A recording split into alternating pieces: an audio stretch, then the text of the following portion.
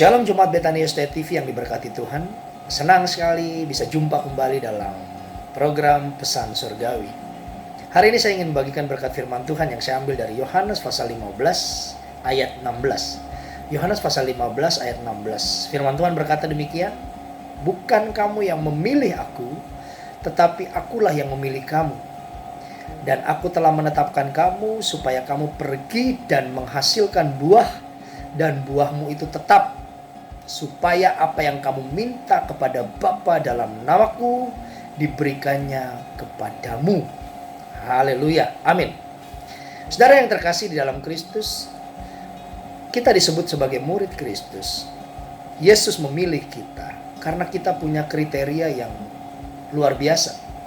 Kalau kita bilang kita murid Kristus tapi kita tidak punya buah roh, kita tidak punya buah yang bisa jadi berkat untuk orang lain lihat, maka tentunya itu menjadi pertanyaan besar. Ketika saya dekat dengan seseorang dan orang itu memiliki karakter pemberi, karakter pemaaf, karakter kasih, maka otomatis pasti saya pun akan melakukan seperti apa yang orang tersebut lakukan karena ada hubungan ikatan yang dekat. Karakter pemberi, pemaaf, dan kasih itu pasti akan otomatis saya lakukan. Dan terimpartasi, tertransfer. Karena ada hubungan, ada ikatan, hubungan yang dekat dengan orang yang saya anggap sebagai guru atau mentor saya.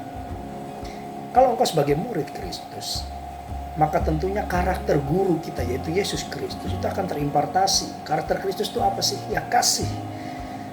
Yang dimana kita mengampuni orang yang bersalah kepada kami, kepada engkau. Kalau engkau disakiti, kalau engkau dikecewakan, engkau dikhianati, berdoa buat mereka.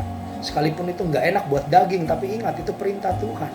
Dan Yesus pun demikian, ketika ia disalib, ketika ia dicambuk, ketika ia diludahi, bahkan dia disalib sampai mati.